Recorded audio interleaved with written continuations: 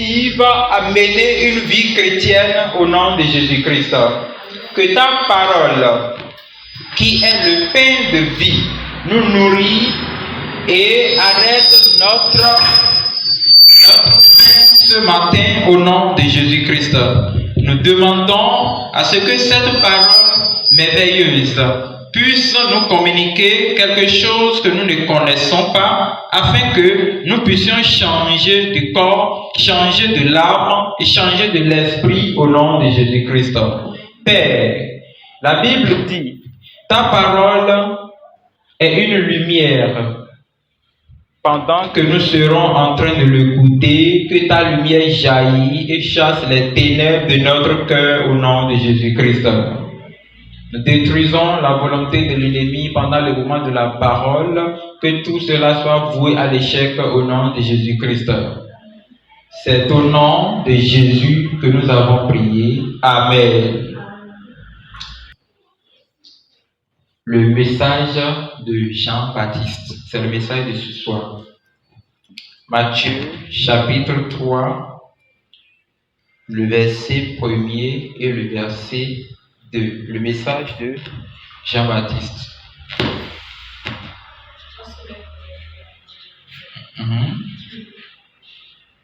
Matthieu, chapitre 3, le verset 1 à 2. Oui. En ce temps-là, parut Jean-Baptiste, prêchant dans le désert de Judée. Verset 2. Oui. Il disait, répentez-vous, car le royaume des cieux est proche. Amen. Amen. En ce temps-là parut Jean-Baptiste dans le désert de Judée et disant, repentez-vous, car le royaume des cieux est proche. Jean-Baptiste apparut dans le désert de Judée. Ce qui m'intéresse là, c'est que Jean-Baptiste apparaît dans le désert de Judée. Il n'est pas venu dans le désert de Samarie, il n'est pas venu à Jérusalem, il n'est pas venu, il ne s'est pas manifesté dans les autres contrées, mais on l'a vu dans le désert de Judée en train de prêcher la repentance. Bon. Est-ce que cela voudra dire que le salut est destiné seulement aux gens qui sont dans la Judée? Ce n'est pas ça. Mais la Bible est en train de dire quelque chose. En ce temps-là, en quel moment? En quel moment? En ce temps-là, quel temps? Ça veut dire que Dieu avait programmé un temps pour que Jean-Baptiste puisse venir pour faire éclairer, au fait, pour montrer le chemin. Parce que Jean-Baptiste n'était pas la lumière, mais il était venu pour témoigner la lumière. Amen. Donc, la Bible dit en ce temps-là, et si nous retournons en haut, nous allons voir le chapitre 2, la Bible a montré de comment le Christ est né, comment les parents biologiques, les parents adoptés de Christ l'ont transporté en Égypte parce que Pharaon voulait tuer le petit enfant. La Bible dit que après l'Égypte, on le transporta à Nazareth. C'est là qu'il grandit. C'est pourquoi on dit Jésus de Nazareth. C'est sa ville, là où il a été enseigné pour grandir. Donc, après ce moment-là, quelqu'un était manifesté dans le jardin de Judée, le frère Jean-Baptiste, qui prêchait en ce temps-là. Ça veut dire que juste avant que le Christ ne commence son ministère, Jean-Baptiste a d'abord démarré. Il prêchait dans le désert de Judée. Quand on dit désert, nous savons que dans le désert, souvent, on n'observe pas nombreuses personnes. C'est un milieu où ce n'est pas trop habitable. Mais comment se fait-il qu'un prophète se manifeste dans le désert en train de crier « Oh, repentez-vous! Oh, repentez-vous » Ça veut dire sûrement que Dieu avait de l'espoir, Dieu savait que les gens habitaient non loin du désert. Et ces gens-là avaient aussi besoin du message. Cela voudra dire quoi? Nous, chrétiens d'aujourd'hui, nous n'avons pas besoin de vivre là où il y a le monde avant de croire. Bon, pour croire que non, c'est là que les gens ont besoin de Jésus. Non. N'importe où déjà il y a des humains, il y aura le salut. Jean-Baptiste criait dans le désert. Si c'était pour aujourd'hui dans notre génération, on aurait dit non, ils ne sont pas nombreux là-bas. Pourquoi je vais aller crier? Pourquoi je vais aller crier, Seigneur, pourquoi tu m'envoies là-bas? Jean-Baptiste criait dans le désert. Le monde aussi, c'est un désert. Et le monde a besoin d'un message. Ce message, c'est la repentance. Amen. La Bible dit, il disait, repentez-vous, car le royaume des cieux est proche. Repentez-vous. C'est le message que nous devons tout le temps prêcher aujourd'hui. Nous ne devons pas prêcher un message dans un mois sans parler de la repentance. Prêcher sans parler de la repentance, c'est aller contre la Bible.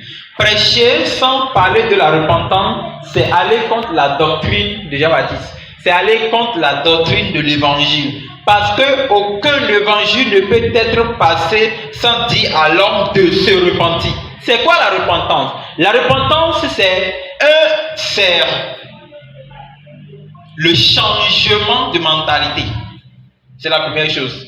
Parce que nous définissons mal la repentance aujourd'hui. Nous pensons que la repentance, c'est le changement d'attitude. Non. Les versions bibliques, on dit que c'est le changement d'attitude, mais ce n'est pas ça. La repentance, c'est le changement de mentalité. Changement de la pensée d'abord. Changement du cœur. Quelqu'un qui ne s'est pas repenti ne peut pas se convertir. Il n'y a pas la conversion sans la repentance. C'est faux. La personne doit changer d'abord dans son cœur. Après, changer maintenant dans le physique. Amen. Donc, mais pourquoi quand Jean-Baptiste était apparu en ce moment en tant qu'un prophète, il n'a pas commencé par faire des miracles comme les soi-disant prophètes que nous écoutons aujourd'hui? Oh, tu vas croire qu'il y a un prophète ici, regarde ceci, il y aura ceci, il y aura cela. Le monde n'a pas besoin d'un message de flatterie. Le monde n'a pas besoin d'un message mielleux où il faut leur montrer que Dieu est douce, Dieu est bon, il est miraculeux, il est puissant, il est ceci. Le monde a besoin d'un message de changement de mentalité. Le monde a besoin d'un message qui va toucher son âme. Le monde a besoin d'un message qui va pénétrer en lui pour apporter un fruit. Nous allons voir la suite. Dans le verset 3. Dans le verset 3. Oui. Jean est celui qui avait été annoncé par Ésaïe. Très bien. Le prophète lorsqu'il dit c'est ici la voix de celui qui crie dans le désert. Très bien. Préparez le chemin du Seigneur, aplanissez ses sentiers. Amen. Amen. La Bible dit qu'un prophète avait déjà prophétisé sur Jean-Baptiste en disant c'est lui la voix, c'est lui dont la voix crie dans le désert, en disant que préparez le chemin du Seigneur, aplanissez ses sentiers. Amen. Ça veut dire que le message que Jean-Baptiste prêchait était pour apprêter les gens à recevoir Christ. Ce n'est pas encore le Christ même.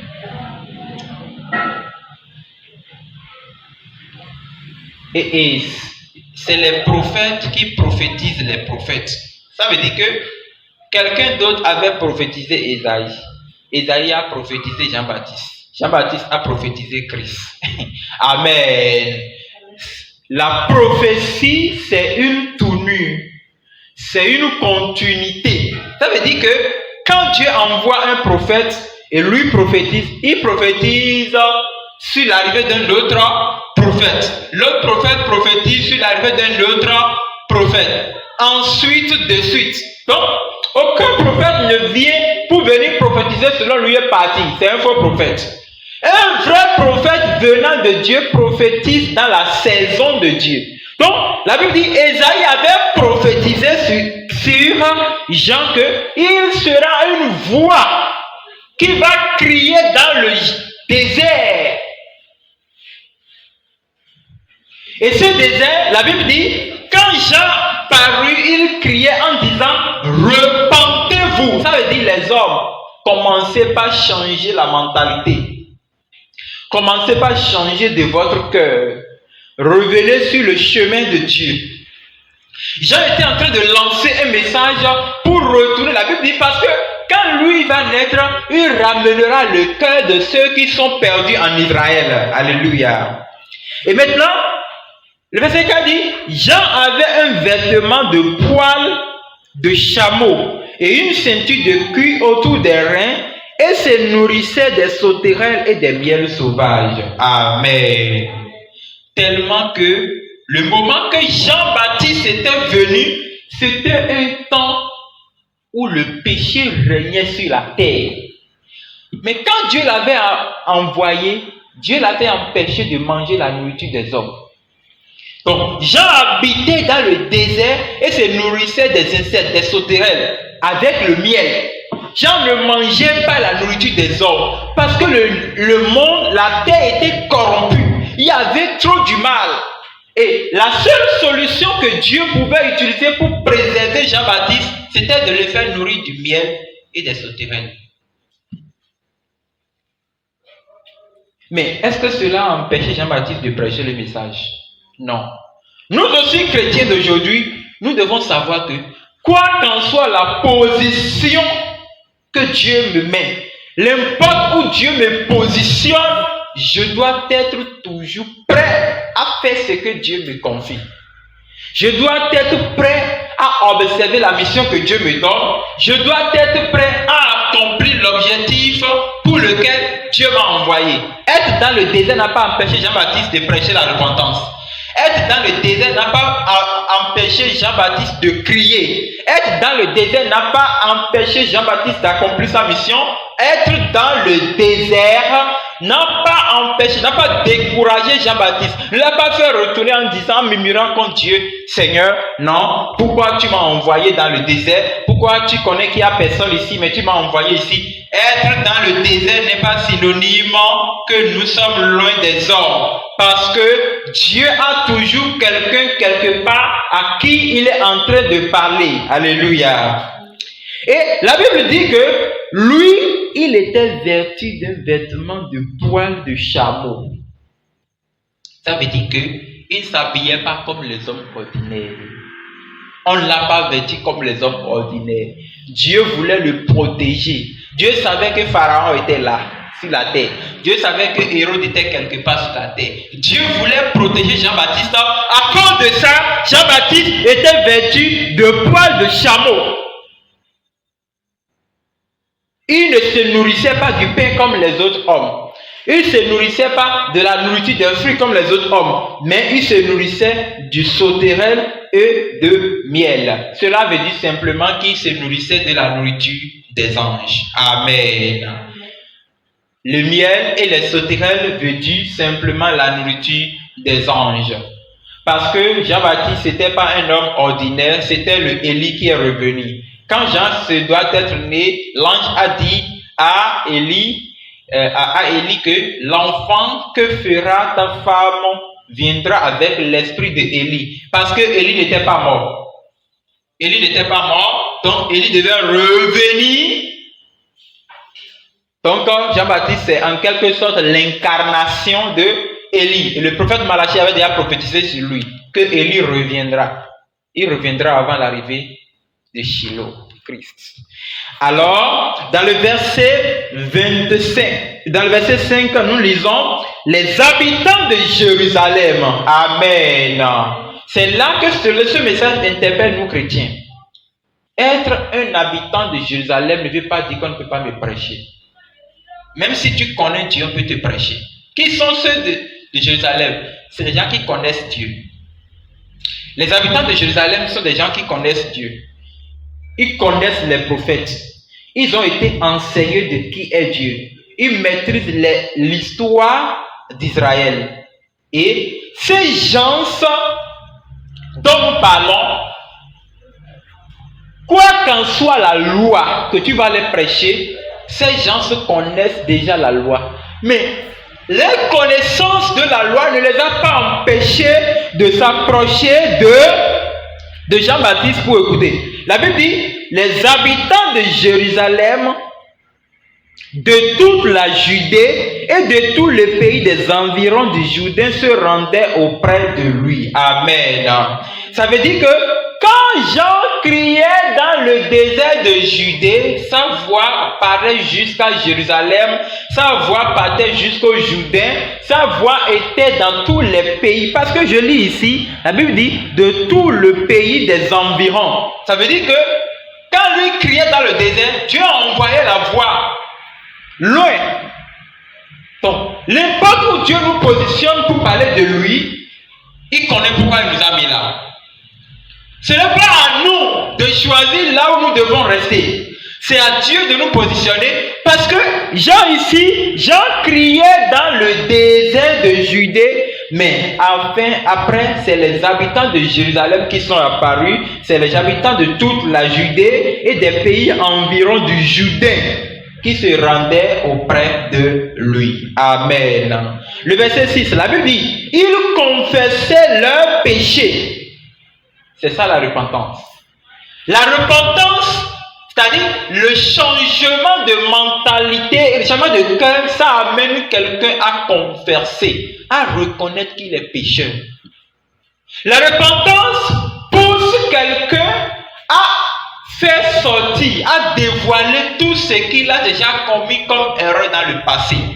Au fait, dans la repentance, la personne reconnaît son tort, il reconnaît sa faute et il se met maintenant à supplier Dieu. Parce que quand on dit, la Bible dit, et confessant leur péché, ça veut dire qu'il confessait. Quand on dit confession de péché, ça veut dire que la personne reconnaît qu'il est pécheur. C'est pas forcément qu'il crie non, j'ai tué 1000 personnes, j'ai avorté 5 grossesses, c'est pas forcément ça. Mais il reconnaît son état de péché. Et reconnaissant cela, il commence par demander le pardon au Seigneur. Donc c'est aussi ça la confession du péché. La Bible dit, confessant le péché, il se faisait baptiser par lui dans le fleuve du Jourdain. Amen. Nous, chrétiens, nous devons savoir une chose. La repentance qui n'est pas suivie de la confession de péché, une repentance que quelqu'un peut faire sans confesser ses péchés, une repentance que quelqu'un peut faire sans être convaincu dans son cœur qu'il était un pécheur, n'est pas une vraie repentance. La repentance vraie retourne quelqu'un à reconnaître son erreur, à chercher à avoir un engagement de vivre en parfaite harmonie avec le Seigneur Jésus-Christ. C'est ça le signe du baptême. Le baptême n'est pas forcément je suis parti dans l'eau, on m'a plongé dans l'eau, gloire à Dieu. Non, le baptême c'est un symbole, c'est un signe d'engagement avec Dieu. Et le verset 7, je pouvais lire ici. La Bible dit, mais voyant venir, c'est ce qui va nous intéresser ce soir. Alléluia. Voyant venir à son baptême beaucoup de pharisiens. Nous connaissons qui sont les pharisiens. Hein? Les pharisiens, ceux qui prêchent la loi, qui croient en Jésus, qui croient en Dieu, qui croient en résurrection, mais qui n'obéissent jamais à ce qu'ils prêchent. Jean, il les connaissait, il vit maintenant que les pharisiens s'approchaient de son baptême, ainsi que les seconds. On les appelle les Sadducéens. Les Sadducéens aussi venaient, il leur dit, race de vipères, qui vous a appris à fuir la colère à venir. Amen. Là, je vais retourner sur le message de Jean-Baptiste qui disait, repentez-vous, car le royaume des cieux est proche. Pourquoi Jean se précipite seulement et il dit repentez-vous car le royaume des cieux est proche? Ça veut dire que Dieu a apprêté un règne et le règne est en train de s'approcher. Donc Jean était venu comme un ministre ou bien un député pour faire la campagne électorale d'un président. Il vient d'abord, il dit venez, venez, venez, venez, le prochain président sera telle personne, le prochain président sera telle personne, venez en même temps, je vous fais inscrire dans son parti politique. C'est ce que faisait Jean-Baptiste. Repentez-vous car le règne du ciel s'approche. Ça veut dire que venez en même temps vous réconcilier avec Dieu, changez votre tête, changez votre façon de faire, parce que le ciel est en train de planifier un règne. Bon, donc ça veut dire que pourquoi Christ revient? Christ revient pour le royaume. Alléluia. Bon, mais chose étonnante est de voir que les pharisiens venaient. Et ils vont venir faire quoi dans le baptême? C'est pas eux qui se croyaient déjà justes, hein? C'est pas eux qui se voyaient déjà purs par la loi. Nous avions lu dans la loi que Dieu dit, si votre justice ne dépasse pas celle des pharisiens et des sadducéens, vous n'entrerez pas dans le royaume des cieux. Maintenant, nous voyons encore que ces pharisiens encore viennent dans le baptême. Ça veut dire que si les pharisiens et les sadducéens viennent au baptême, ça veut dire que nous devons dépasser aussi l'étape du baptême. La Bible nous a dit la fois dernière, votre justice doit surpasser celui des pharisiens et des sadducéens. Bon, et des scribes. Bon. Or, les pharisiens et les sadducéens s'approchaient du baptême. Ça veut dire que forcément ils sont repentis. Parce que dans le verset 5, verset 6, la Bible dit, les gens venaient auprès de lui confessant leurs péchés et se faisaient baptiser. Donc, si les pharisiens et les sadducéens aussi voulaient se faire baptiser, donc ils sont repentis. Amen.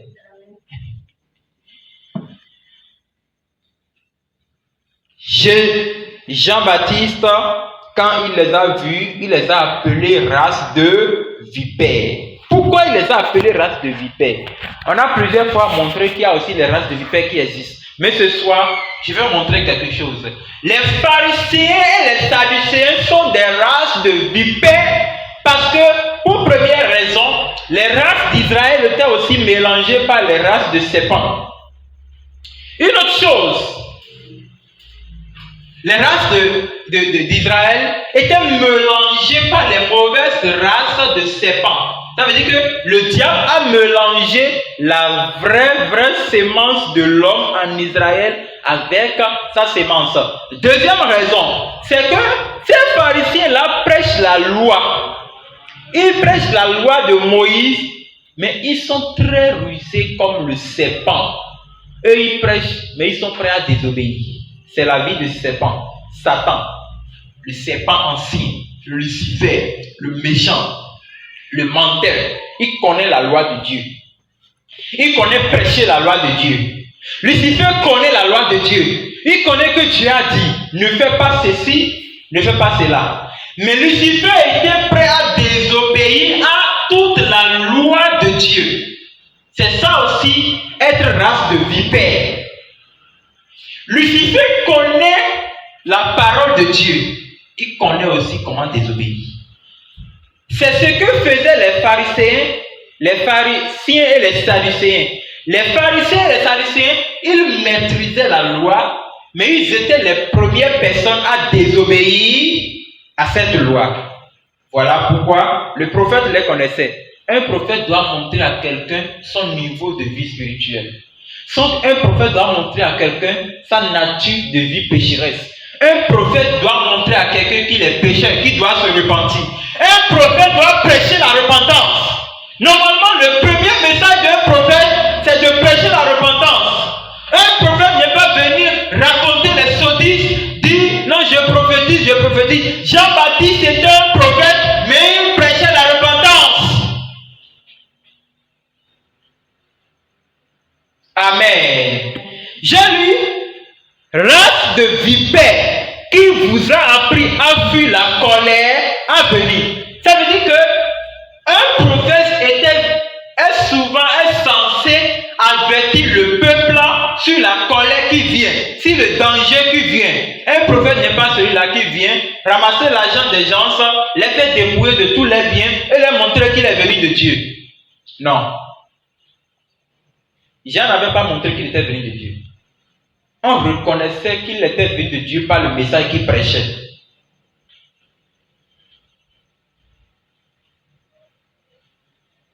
Qui vous a appris à fuir la colère à venir? Amen. Mais qui les a appris? Ce n'est pas la voix qui criait dans ce désert.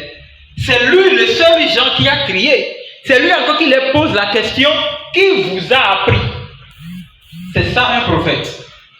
Un prophète est censé montrer à quelqu'un le mauvais chemin que la personne est en train de passer afin que cette dernière puisse se repentir.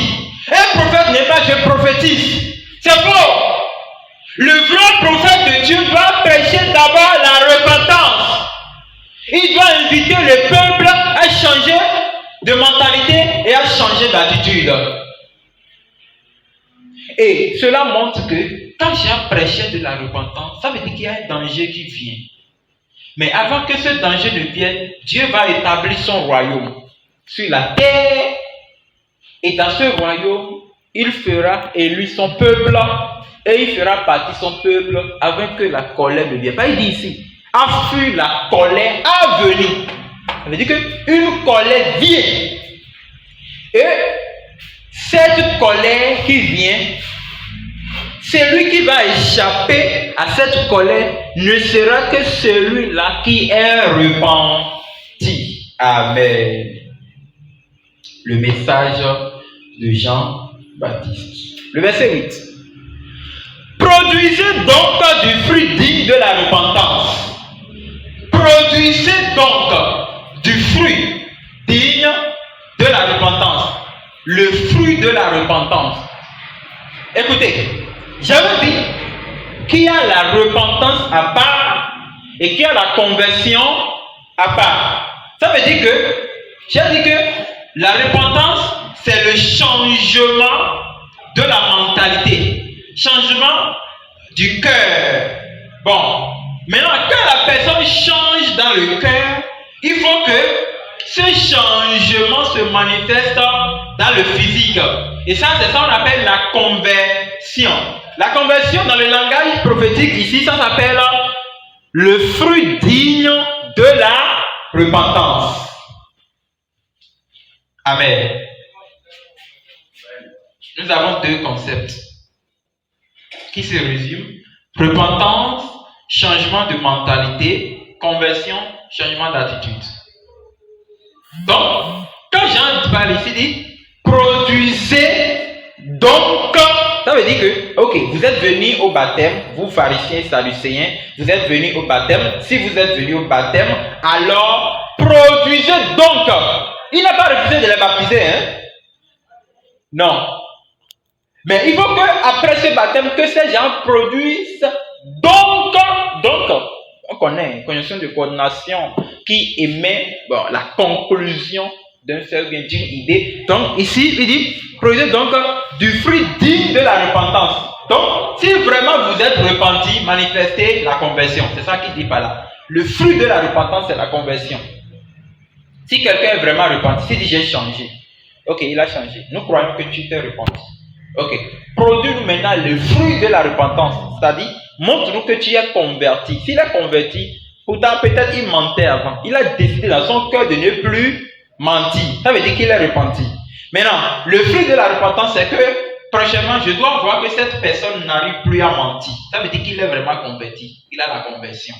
C'est ce que disait Jean aux légalistes pharisiens et sadducéens. Le verset 9, il est en train ici de les mettre en garde. La Bible dit, et ne prétendez pas dire en vous-même, nous avons Abraham pour père, car je vous déclare que de ces pierres-ci, Dieu peut susciter des enfants à Abraham.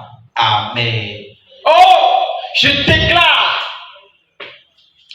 que tu es béni. Je déclare que tu vas gagner 100 milliards. Je déclare que tu vas épouser l'homme riche. Je déclare ceci. Jean-Baptiste n'a pas déclaré ça.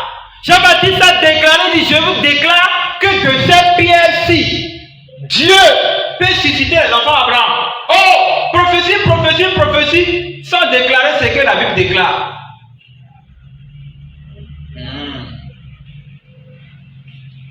Parce que les pharisiens et les sadducéens, ils ont un langage. Nous sommes enfants d'Abraham. Nous sommes enfants d'Abraham. Donc si Dieu va amener la colère ne va pas abattre sur nous. Si Dieu va se fâcher contre le monde, la colère de Dieu contre le monde ne va pas venir sur les enfants d'Abraham, parce que Abraham, notre grand-papa, il était ami à Dieu. C'est le langage des pharisiens, c'est le langage des Israélites. Mais ce jour-là, Jean-Baptiste les a dit, non, à partir d'aujourd'hui, il ne faut plus dire ça. Si vous continuez dans le péché, Dieu va vous tuer. Et il va susciter maintenant des enfants de cette pierre. La pierre. Amen.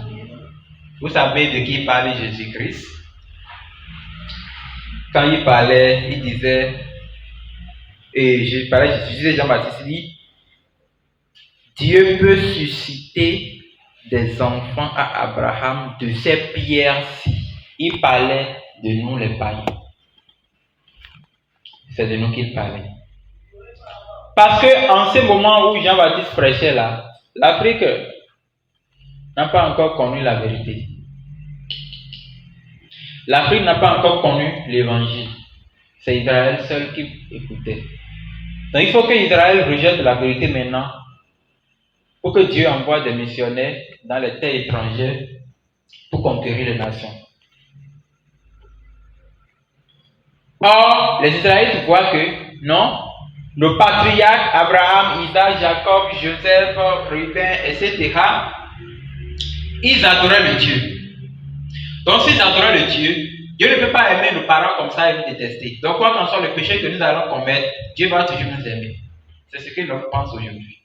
Chrétien qui pense que chaque fois si je pêche, Dieu me pardonne, je pêche, Dieu me pardonne, je pêche, Dieu me pardonne, et il oublie que ce Dieu qui pardonne a le pouvoir de le tuer.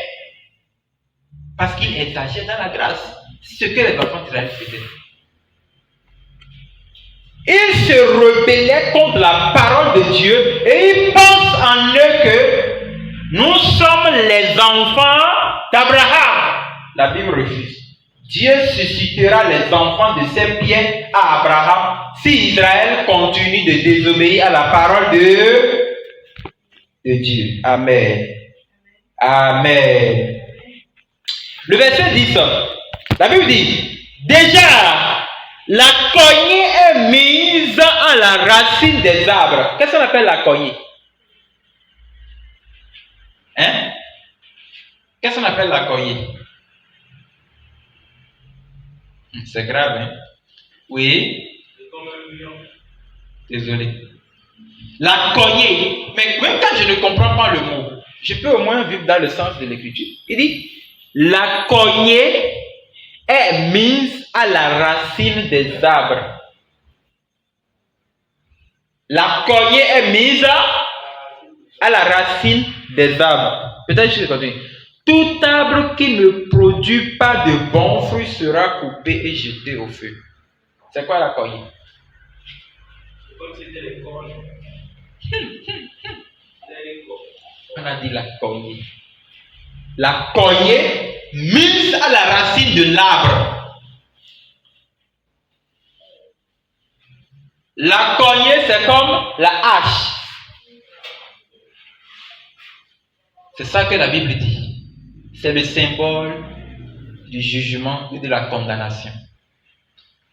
Quand on dit la cognée est mise sous la race, ça veut dire que Dieu qui a lancé le message de la repentance, il se place encore au pied de tout humain.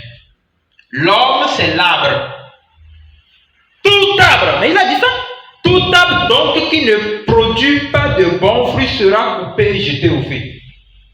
Ça veut dire que tout humain qui ne produit pas la conversion de sa repentance, vous comprenez? Vous comprenez? Tout humain qui dit qu'il est repenti, mais qui ne porte pas le fruit de la repentance. C'est-à-dire, il dit qu'il est repenti, mais on ne sent pas qu'il est repenti. Il n'a pas manifesté la conversion, le changement extérieur. Oh, tu es chrétien. non, je suis chrétien dans le cœur, je ne suis pas chrétien dans le corps. Ah bon? Si tu es chrétien dans le cœur, pourquoi tu ne le montres pas dans le corps? Amen. Vous voyez, quand nous parlons, par exemple, de s'habiller selon la volonté de Dieu, porter des habits décents. Écoute, si la personne est chrétienne dans son cœur, comment je le saurais s'il ne manifeste pas ça à l'extérieur? Hein? Parce que c'est là que nous voyons aujourd'hui des gens qui portent les bijoux de la tête jusqu'aux pieds. Hein? Des gens qui portent des habits déchirés, mais qui te disent que la foi c'est dans le cœur. Mais la foi se trouve dans quel cœur? Et ça ne se manifeste pas sur le corps. C'est simple. Je ne peux quand même pas partir au marché, je vais payer une banane mûre. Et je vois la banane n'est pas mûre. Non, mûre. Je dis non. La banane se trouve à l'intérieur, c'est pas à l'extérieur. Vendez-moi ça. Ça, là, je suis con. Amen. Je ne peux pas aller payer quelque chose qui est mûr, non. C'est dans le corps que je verrai que c'est mûr, non. C'est à l'extérieur qu'on reconnaît qu'on est chrétien d'abord. C'est notre façon d'habillement qui fait que les gens voient que je suis un chrétien. Mais quand ils voient que je suis habillé de la même manière que le païen, ils ne peuvent pas croire en moi. Jamais. C'est ça. Il dit, écoutez, la cognée est mise à la racine des arbres. Ça veut dire que Dieu place le jugement et la condamnation derrière chaque humain. Tout arbre, ça veut dire que tout homme qui ne porte pas le fruit de la repentance, bon, et ici ça m'étonne, parce que ici Jean-Baptiste dit, tout arbre donc qui ne porte pas de bons fruits. Amen. Amen. Amen. Amen. Il dit, tout arbre qui ne porte pas de bons fruits, donc il ne parle pas seulement de fruits, de bons fruits. Non seulement que la personne va mener une vie de conversion, mais ça va être une conversion claire, qu'on voit que non, ce n'est pas photocopie, c'est pas qu'il obéit dans ceci, il désobéit dans ceci, il obéit dans ceci, il désobéit dans ceci, il doit obéir dans tout ce que tu as dit. Sinon, la hache est plantée sous son pied. S'il ne porte pas de fruits, il sera coupé. Coupé! Coupé comment? Ça veut dire qu'il sera enlevé du corps du Christ. C'est tout. Amen. C'est dangereux. Hein? Quand quelqu'un mène une vie chrétienne, 1 an, 2 ans, il ne subit aucun changement dans sa vie chrétienne. C'est dangereux pour lui. Parce qu'on peut l'enlever et remplacer une autre personne à sa place. Tout arbre qui ne porte pas de bons fruits sera coupé et jeté. Coupé, ça veut dire enlevé du Christ. Et jeté en dehors du Christ. Il a découpé et jeté au feu. Message de Jean-Baptiste. La dernière partie, le verset 11. Il dit, moi, je vous baptise d'eau pour vous amener à la repentance. Ça veut dire que quand je vous baptise, ça ne veut pas dire que vous partez déjà au ciel. Je vous amène à la repentance. Mais celui qui vient après moi est plus puissant que moi. Je ne suis pas digne de porter ses souliers. Lui, il vous baptisera du Saint-Esprit et du feu. Alléluia. Il parle de Christ Jésus. Christ baptisera son église du Saint-Esprit. Christ baptisera son église du Saint-Esprit. Ce Saint-Esprit aidera le chrétien à marcher dans la vérité. Il ne sera pas un chrétien menteur. Un chrétien qui n'a pas la force de dire la vérité. Un chrétien, quand il voit les gens là, il a honte de montrer qu'il est chrétien. Et il désobéit en même temps. Un chrétien qui a honte de montrer au monde que non, je suis un vrai chrétien maintenant. Je dois bien m'habiller. Je dois montrer que non, je suis différent. Hein. Attends, laisse-moi passer. Un chrétien qui n'a pas la force de montrer au païen que moi je suis enfant de Dieu. C'est le Saint-Esprit qui fait ça dans nous. Oui. Quand tu me vois Je peux parler de Jésus à n'importe qui. Ce n'est pas de moi-même. C'est le Saint-Esprit qui me fait avoir l'audace et le courage de démontrer la vérité à qui que ce soit. C'est le Saint-Esprit. Et c'est Jésus qui nous baptise de cet esprit, parce que c'est son esprit. Amen. Il nous baptise du Saint-Esprit et du feu. C'est pourquoi notre vie tout le temps est dans le feu. Le feu, le feu, le feu. Le verset 12.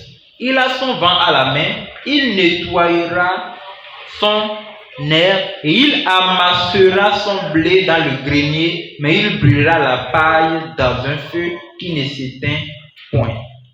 Voici le message de Jean-Baptiste.